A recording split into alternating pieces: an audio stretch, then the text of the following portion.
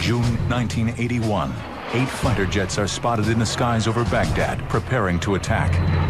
Their target, the pride and joy of Iraqi dictator Saddam Hussein. It was one of the most important military surprises of all time. As the jets dive at their target, stunned Iraqis stare in disbelief. The insignia on the wings is the Star of David, the symbol of the Israeli Air Force. How could Israel strike from such a great distance without detection? It is something that has not been done before. For more than 2 decades, the Israelis have kept the details of this unprecedented mission a closely guarded state secret. We were not able to penetrate Israeli intelligence to gain any heads up about a potentially aggressive action against the reactor. But now, Israel has released these classified documents, and for the first time, the mission's officers, architects, and pilots can finally tell their story. There was a lot of firing from the ground, a lot of firing. You see every bullet, and each one of them, it's for you. It was an attack that shocked the world. I could hear the president. He said, "They did what?" This is a story of international espionage, blackmail, and targeted assassinations. A story of one of the most daring and dangerous military operations ever attempted. The story of Israel's raid on the reactor.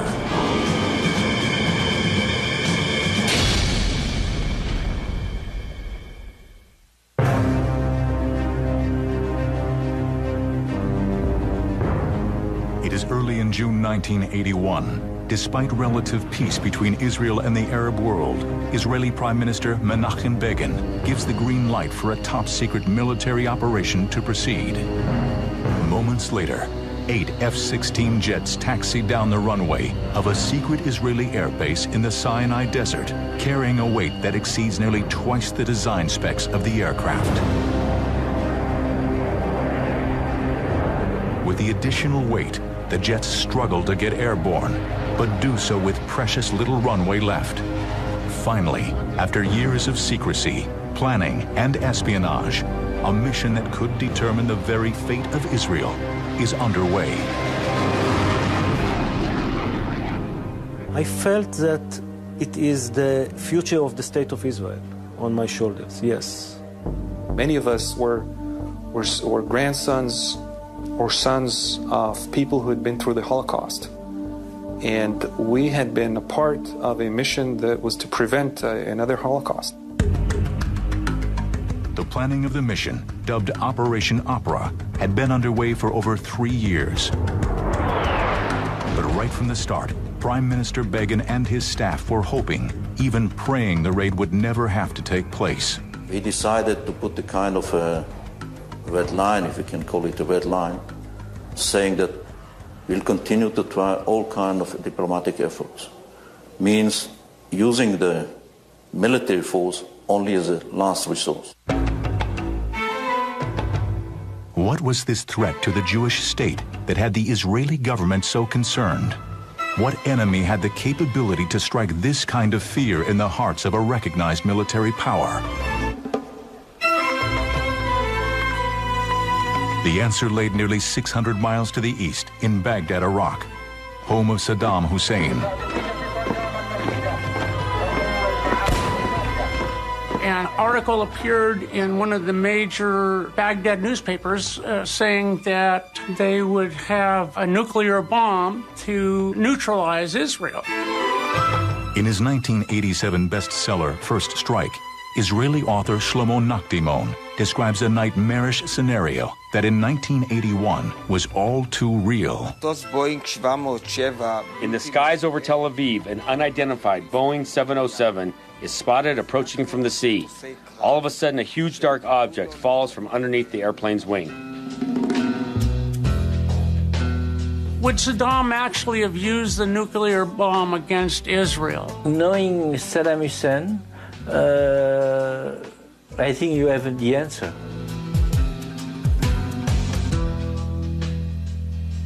It's very obvious that this was a man who cared very little about human life and the values that dominate Western democratic societies, and that included Israel. And they were dedicated to the destruction of Israel. He published a statement to the Iranian people telling them that this nuclear capability is not going to be used against them. We're talking about in the time of war with Iran, but against the Zionist entity.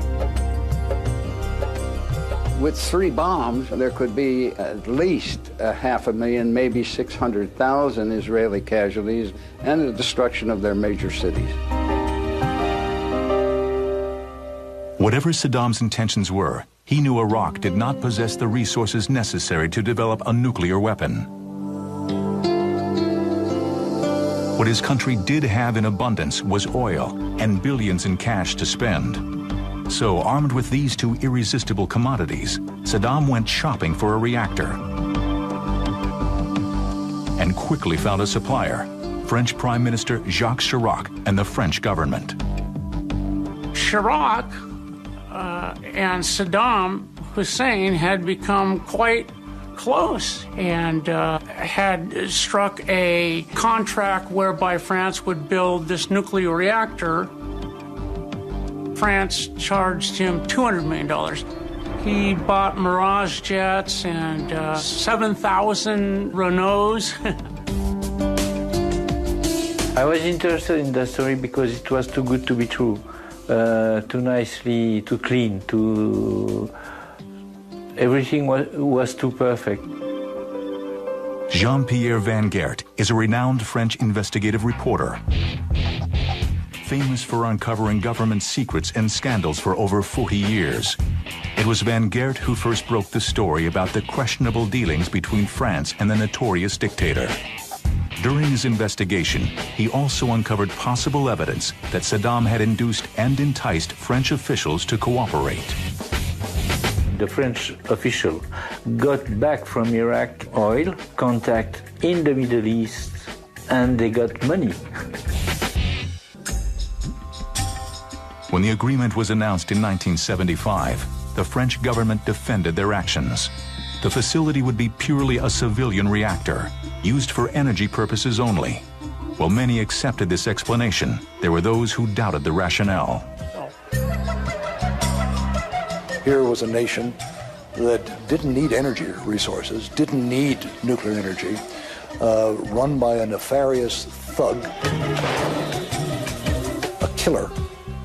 And what could one properly assume? Publicly, he claimed that this is for energy, for capability of scientific, peaceful goals. Privately, we know from scientists who worked, their goals were based on the assumption that 2 to 3 bombs will demolish the state of Israel, and those were the numbers that they were working on. Everybody knew the real meaning of that construction would have been a military purpose. Within weeks of the announced agreement, construction on the reactor began just outside of Baghdad. Saddam named the soon-to-be-built reactor after the Babylonian month of Tammuz, the very same month in which Nebuchadnezzar began his assault on the Jewish people in 586 BC. But these developments failed to raise concerns by any nation other than Israel, who regarded the situation with pessimistic trepidation. Obviously, satellite photography was providing data on the construction of a reactor. I recall having seen it or mention of it during the transition from the Carter administration to the Reagan administration, but I don't recall that we paid any particular attention to the progress of that reactor, nor were we particularly alarmed by it. There was no attention given to it. Having verified the capabilities of the reactor through several international independent sources, Prime Minister Begin found himself with only one option: set into motion a plan, either through diplomacy, espionage, or military action, to stop the reactor from going hot. He then tasked the head of the IAEA to search out several possibilities of how they could go about neutralizing this, and that's what began this whole mission.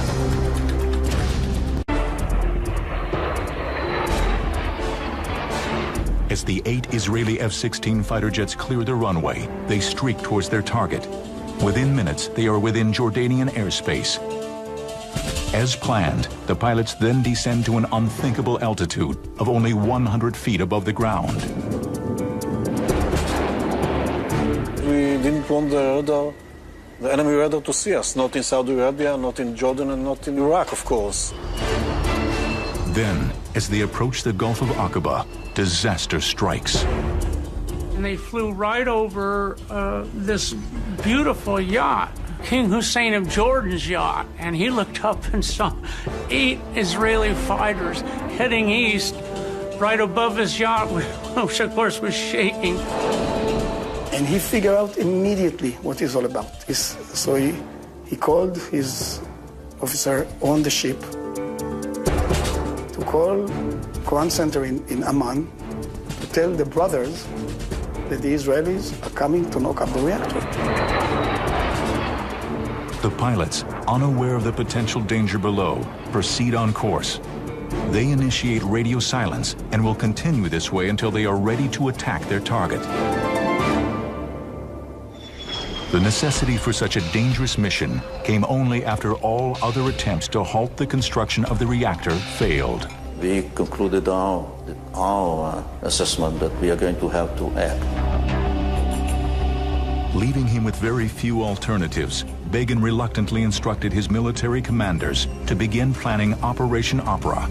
At the same time, Begin instructed the Mossad, Israel's famed secret service agency, to proceed with their own particular methods of delaying the construction. They decide to give lessons to prove that they can do things. And they did. The Mossad had found that the French were about ready to ship the core of the nuclear reactor to Iraq, and it was being stored at a warehouse in a French town on the Mediterranean. They put 2 charges of explosive to quote-unquote destroy the place. It did not destroy it enough, though. It could be patched up, and Iraq decided to patch it up, but it took another 6 months, so they delayed it for another 6 months. The Mossad was also able to infiltrate the French Atomic Energy Commission and identified a top Egyptian nuclear scientist working for Saddam in Paris. In a scenario right out of a spy novel, the agents offered him sex, money, and power in exchange for information on the reactor. He was not interested in doing any business with them. So the Mossad decided to just take him out then. On Saturday, June 14, 1980, Dr. Yahya El-Meshed checked into the upscale Meridian Hotel in Paris. Mossad, bad guys, send an escort girl to the room of that poor guy. When he opened the door, they slit his throat. They didn't steal anything. Now, a prostitute had been in the hallway. She fled, but she contacted the police. And before she was able to be interviewed, a black Mercedes ran her over and then disappeared. So she was killed before she was able to say anything. Over the course of the development of the reactor, various news agencies reported that nearly a dozen nuclear scientists working on the project lost their lives. Many of the deaths were blamed on the Mossad. There were some successes all the way. I cannot refer to details, but it's been done. Despite the espionage, the murders, the sabotage, it was clear to the Israelis that nothing was going to stop Saddam from completing the construction of the reactor. There was a moment that the Mossad notified the Prime Minister that they had exhausted all of their resources. And at the moment this notice was received, it was clear it was a green light for the attack. After escaping Jordanian airspace apparently undetected, the 8 F-16s enter Saudi Arabia airspace. Here, avoiding detection will be even more difficult. The Saudis have recently taken delivery on a fleet of AWACS spy planes from the U.S. that patrol Saudi Arabia continuously, searching for enemy encroachments. To further complicate matters, the landscape has changed drastically. Flying just 100 feet above the ground now becomes a challenging task, even for the most seasoned of the Israeli pilots, as they must negotiate the peaks and valleys that dot the topography. It is over Saudi Arabia that the squadron must execute the first of several never-before-tried dangerous maneuvers. What we did actually, we dropped the fuel tanks in the desert after been using all the fuel, of course. This is something that is not allowed to do in F-16, I think even today, because the wing tanks are very close to the bombs. And when you carry bombs on the wings, you are not allowed to jettison the wing tanks until you get rid of the bombs. There was some concern whether the wing tanks would smash into the bomb or flip over the wing and damage the flaps. But indeed, they dropped them, and these 16 wing tanks are still there in the desert someplace even today. Dropping the wing tanks was the only maneuver the pilots had not practiced in their intensive training that had begun some 10 months earlier. Yet had the mission proceeded as originally planned, none of the 8 pilots would have been over Saudi Arabia now, much less worrying about external fuel tanks. We didn't have F-16. F-16 arrived only July 1980. Ivry's initial plan called for an armed incursion into Iraq, but a similar mission by the United States military to rescue the hostages in Iran was a complete failure, and one which forced the Israelis to rethink their plan. Before an alternative plan could be conceived, a seemingly unrelated event in the Middle East took place that set in motion a chain of fortuitous events for Israel. In 1979, fundamentalist Iranians overthrew the Shah of Iran. Prior to the coup, the Shah had ordered 76 new top-of-the-line F-16 fighter jets that now could not be delivered to the new hostile government. The State Department offered them to Israel, and of course they immediately said, yeah. That then changed Ivry's thinking completely.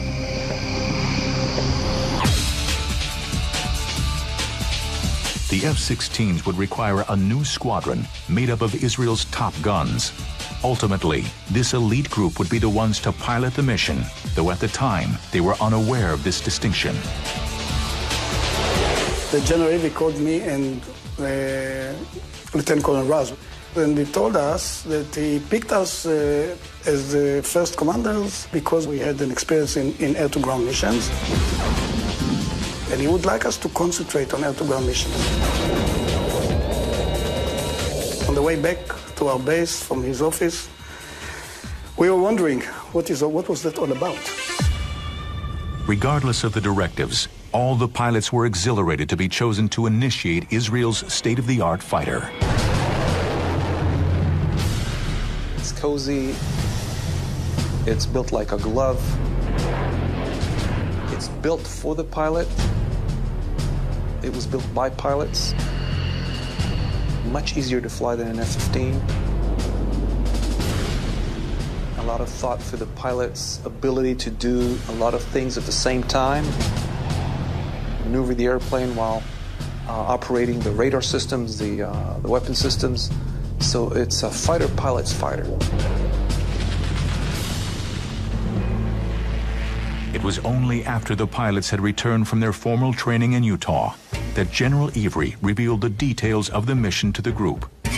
Their reaction was as he expected. I was shocked because I didn't know that Iraq had a nuclear program, let alone thought about getting to Baghdad, which was quite a distance away.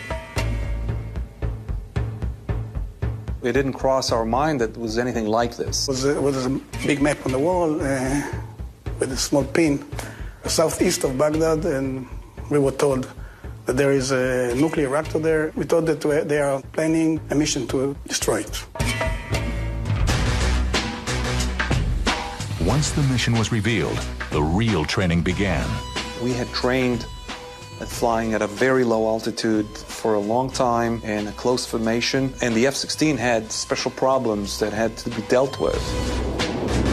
The airplane was single engine, so we thought maybe a single engine. We used to fly on on the twin engine, and this is a single engine. What happened with the engine quit on us? But there's another engine in the seat, the ejection seat. route itself would take the pilots first over the southern tip of Jordan, then across northern Saudi Arabia, both sworn enemies of Israel at the time. After crossing the Saudi border into Iraq, the pilots would set a course straight for Baghdad. Because the mission would be over 1,200 miles in distance, the pilots had to figure out a way to train, simulating that distance while remaining in Israeli airspace. Israel still had part of Sinai, and we could fly through Sinai down to Sharm el-Sheikh and then even down into the Red Sea and come back. We had to fly several times back and forth to simulate the range. The youngest of the F-16 pilots was a 26-year-old captain named Ilan Ramon, who will always be remembered as Israel's first astronaut, and was one of 7 who perished in the Space Shuttle Columbia tragedy in 2003. Back in 1980, Ramon was eager to join the elite group of pilots and contribute his specialized skills to the mission. The first person I shared this secret with was Captain Ilan Ramon. With his childish smile, told me that it's slightly out of range. Well, you can fly there, but you cannot land back in Israel. If you want to land in Jordan, then it's possible. Ilan Ramon was correct. Since mid-air refueling was not an option, the F-16s had to be modified and scaled down. This meant adding 2 additional fuel tanks, one under each wing, and eliminating everything but essential equipment, which in effect would make the aircraft defenseless. We didn't take with us any jamming pods, which are for self-defense against electronic measures, I mean radars and so on. But from their perspective, they were like flying ducks in some way. They did a mission and coming back home like flying ducks and had to, without any capability to defend themselves. As the target date fast approached, the Mossad kept an eye on the progress of the reactor, utilizing top-secret U.S. spy satellites. The satellite access allowed Israel to monitor every detail of the construction. It grew from just this one dome-shaped reactor that the French sold them to kind of a nuclear Oz. Many buildings, administration buildings, the chemical conversion factory where they could transform the spent nuclear fuel into plutonium, just everything. The photos revealed the facility had been impressively fortified with new batteries of anti-aircraft artillery and strategic surface-to-air missiles known as SAMs. Clearly, the situation in Baghdad had progressed faster than anyone could imagine. Then, on June 1st, the French newspaper Le Point reported that the construction of the reactor was complete. It would now only be a matter of months before the facility was fully operational. 5 days later, Prime Minister Begin summoned General Ivry to his residence. The operation, he announced, will take place the day after tomorrow, Sunday, June 7th.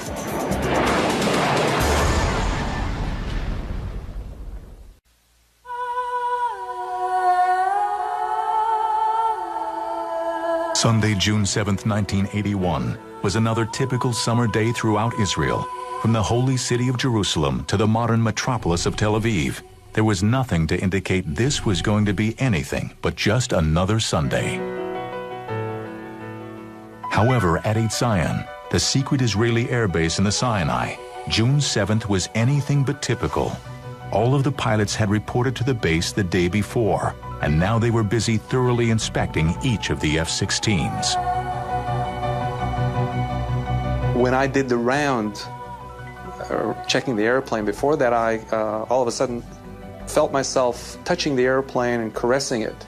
You kind of want the airplane to have a personality in the sense that you may break the next flight or the flight before, something may go wrong, but don't go wrong on me this time. The final briefing came later that morning. General Ivry addressed the squadron with rhetoric that left no doubt in the minds of the pilots about the enormity of the undertaking.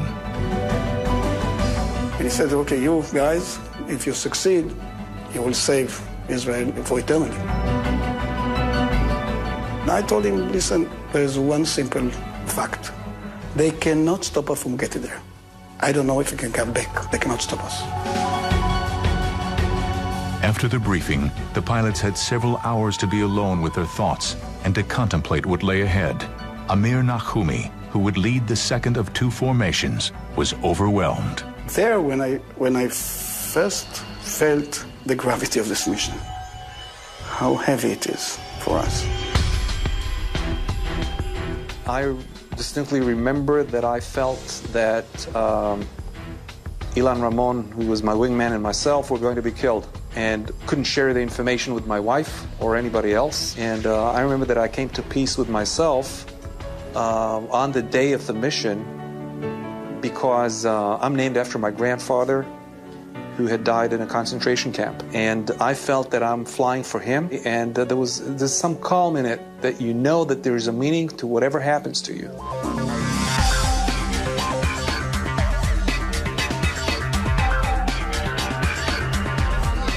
At exactly 16:01, the pilots fired up their engines and taxied to the runway. In an attempt to carry as much fuel as possible, the jets underwent a very dangerous and precarious maneuver called hot refueling just prior to takeoff. It was something that has not been done before. We brought the tankers to the runway. We just connected them to and while we was waiting for the time to take off, we was topping up the airplane. I personally had a problem with fuel transfer. My airplane was not refueling. If you were not able to refuel, basically you weren't able to come back. Moments later, the squadron's technical officer gave the pilots the thumbs-up signal. One of the major concerns for Zev Raz, who was the lead pilot, was, getting off the ground. And indeed, when they finally started taxiing down the runway, he wasn't gaining enough speed.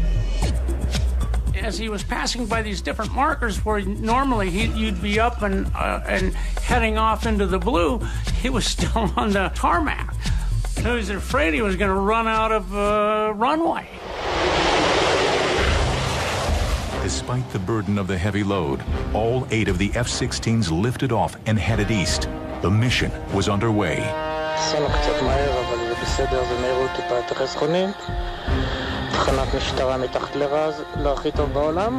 Now, some 90 minutes later, the pilots were nearing a rocky airspace. I think as fighter pilots, and getting used to being scared, which is part of the job, you occupy yourself with the technicalities of flying.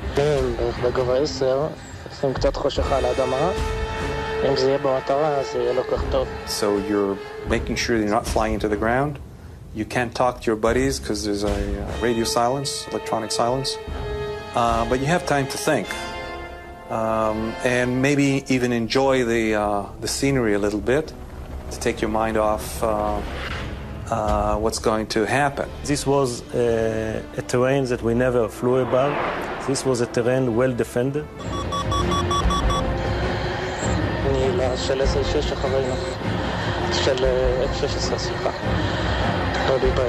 At 17:35, the pilots passed the Euphrates River in western Iraq, the designated landmark to begin the bombing runs. Each pilot now accelerated their airspeed to 540 knots. And now flying at 50 feet becomes very difficult. So you really have to concentrate on your flying. And all you see is your buddy in front of you, and we were 4 pairs about 3 seconds apart. Miles away in Baghdad. Like in Israel, it was a very typical Sunday afternoon. Most people were enjoying the day off from work, including all the French technicians working at the reactor. And this was a detail that had not been overlooked by the Israelis.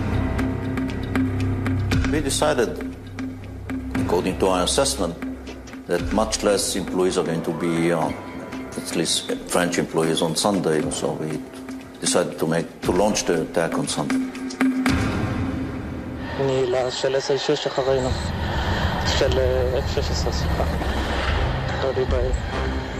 The time the raid took place was also factored into the attack strategy. The timing was a very good timing where change of guard takes place between day shift and night shift. Relek Shafir was right. Moments before the attack began, the Iraqi technicians who were manning the anti-aircraft artillery guns and the surface-to-air missiles had taken their dinner break.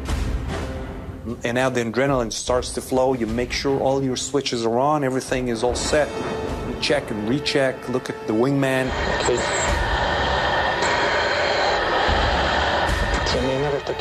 Where the other guys are, look forward and wait for the fire to begin.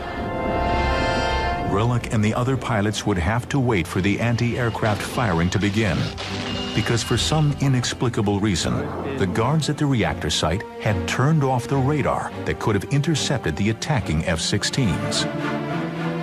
When we turned on the radars and we saw that there were no fighters over Baghdad, we were really surprised. We were surprised, and in a way we were even disappointed. We expected them to be over Baghdad because the war was going on, because we knew that they could see us at least 15 minutes before. All the attention was towards east, and they didn't expect somebody coming from the west.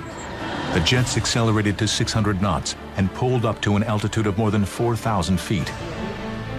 With the target in sight, they were now ready to begin their dive.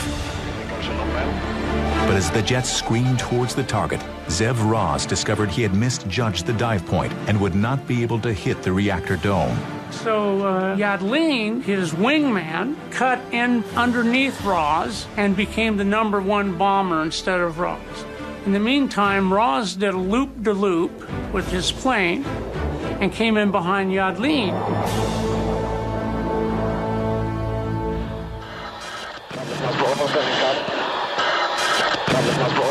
Yadlin and Raz dropped both of their bombs perfectly on target. After the bombing, go to low altitude, look for each other, to cover each other and see if any MiGs, any enemy planes.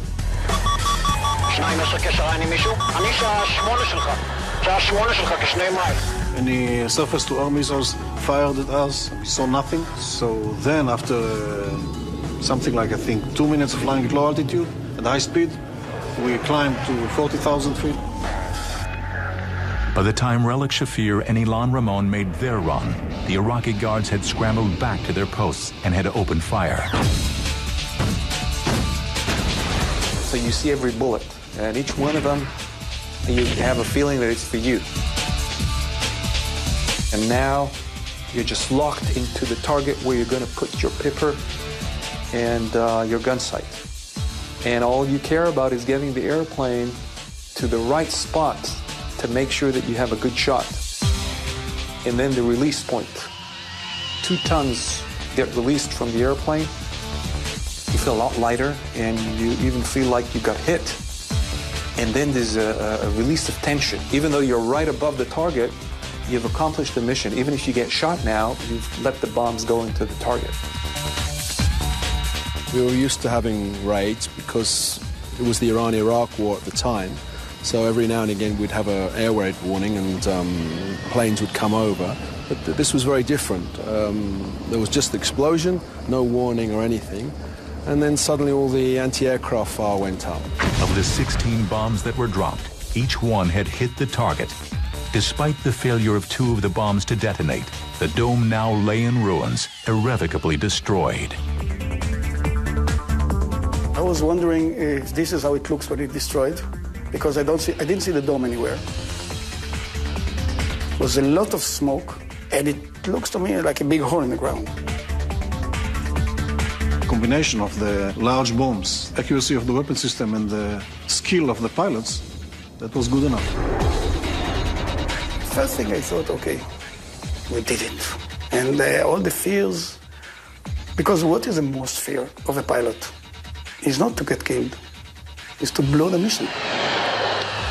Anybody who's into combat knows it's getting the mission done first. Everything comes in second, especially if you're in combat, a combat pilot. With the target destroyed, the pilots now focused their attention on their next task, getting back alive, and avoiding what they thought would be a certain encounter with Iraqi aircraft. But the Iraqis didn't play. They didn't take off, they didn't shoot missiles, didn't fire missiles, they even didn't lock the radars on us. It was a big surprise for us that, according to my knowledge, not even one SAM missile was launched towards us.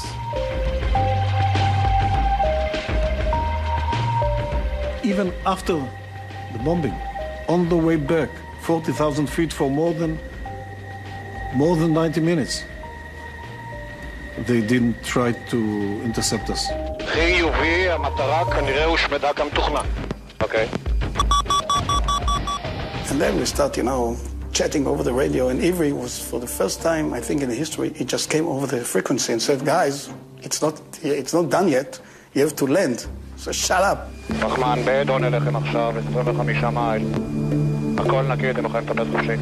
Unabated by enemy Iraqi aircraft, the 8 F-16s set their course for 8 Zion Air Base and what pilots hoped would be an uneventful flight back. Now, it was just a matter of having sufficient fuel for the 600-mile trip.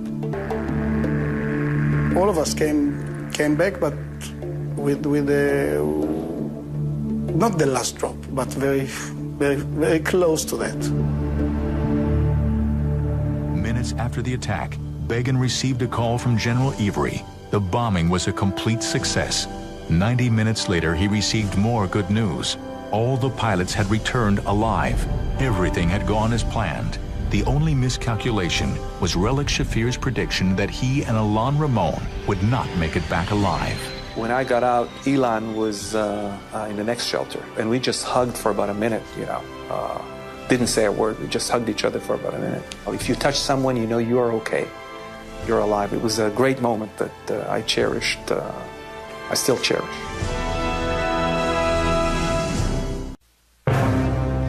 The Iraqis were not the only ones surprised by the raid. It seemed the entire world was caught off guard. I really think it was one of the most important and most interesting military surprises of all time.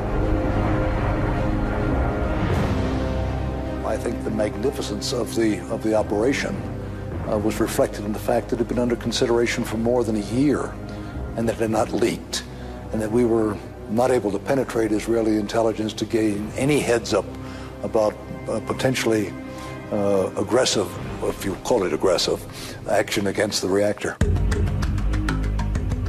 President Ronald Reagan, whose relationship with Menachem Begin was both confidential and contentious, was shocked when he was notified. I said, Mr. President, the Israelis have just taken out a reactor in Iraq using F-16s. He said, they did what? And I said, well, repeated myself. And he said, you know what, Dick? And I said, what's that, Mr. President? He said, boys will be boys. The following day, the National Security Council convened in the Oval Office to formulate the official U.S. response to the raid. The president went around the table, and with the exception of one member of the cabinet, there was a very strong anti-Israeli condemnation mood in the room. It was really rather vitriolic, especially the vice president and Jim Baker. I was frankly amazed at the views that were expressed. The vice president, George Bush, a longtime friend, was very vehement in his criticism of the Israelis, strongly urging that some sort of punitive action be taken. Jim Baker, the chief of staff of the White House, was of the very same opinion. Then we finally got around to me, and I said to the president, before this is over, we'll be on our knees thanking God Israel did what it did. As Israel had expected, the UN voted unanimously to condemn Israel for the attack. But despite demands from Vice President Bush and Arab nations for harsh sanctions against Israel, none was ever enacted. Israel has nothing to apologize for. We decided to act now, before it is too late. that we shall defend our people with all the means at our disposal. That's the rule number one of Israel, to protect and defend his territory. So they did what they had to do. According to Van Gert, many in the French government, including Jacques Chirac himself, were privately relieved that Israel had taken this action, despite his public hyperbole to the contrary. Nobody really regret that bombing. The fact that this factory was destroyed was not a bad deal for him, after all. He played his part. Saddam paid for the factory. Chirac fulfilled his contract, and boom. Politics aside, military experts from around the world were astounded by the boldness of the mission and the expertise in which it was executed. We got a lot of compliments by mainly military people, mainly defense people compliments us about it, but it was informal. Under the table, they all blessed us. They all really praised us. They really did believe that we could do it. Military observers were also astonished by the absolute precision of the attack. Only the main target, the reactor, was destroyed. Adjacent buildings were left completely intact. There were only 11 casualties, 10 Iraqi soldiers and 1 French technician. And most of the casualties came as a result of the artillery, fired blindly into the sky by Iraqi soldiers as they waited for their radar to warm up. Most importantly, the nuclear fuel stored nearby was undamaged, precluding any potential nuclear radioactive contamination. Well, it was superbly done, and the men who did it were superb professionals. I thought it was absolutely stupendous. It was hard for me to imagine that this could have been done so expertly. Had to have been a long time in planning. It was performed brilliantly, nearly flawlessly. The condemnation of Israel was vociferous, but short-lived. But the Israelis accepted the criticism in exchange for what they saw as security from certain catastrophe. Israel put an end to his nuclear ambitions. They had restored the balance of power in the Middle East and neutralized a potential very violent dictator. It would be nearly a decade before the rest of the world understood the significance of the mission. In 1991, Saddam invaded neighboring Kuwait, which ultimately led to U.S. intervention and Desert Storm. Obviously, the history would have changed because Saddam Hussein, being under pressure with a possible nuclear weapon, would have acted differently with a lot more boldness. And I'm not sure that the United States would have acted the way it did, knowing that he has that kind of capability. After the victory in Desert Storm, David Avery, then the Israeli ambassador to the United States, found out just how much the U.S. military echoed those sentiments. Dick Cheney wrote a letter to David Avery, and it was a photograph from the satellite of the destroyed reactor site. And below it, Cheney had written, "If it weren't for you, Desert Storm wouldn't have been a success." We had felt at the time that we had the burden of keeping up the security of the Jewish people, not just the Israeli nation. And that was a genuine feeling that I think ran through our minds from day one of flight school. So it wasn't just a mission, it was a destiny. To destroy a strategic point or asset of the enemy, to come back safely, to do it without collateral damage. This is a wonderful example of what you can achieve with air power.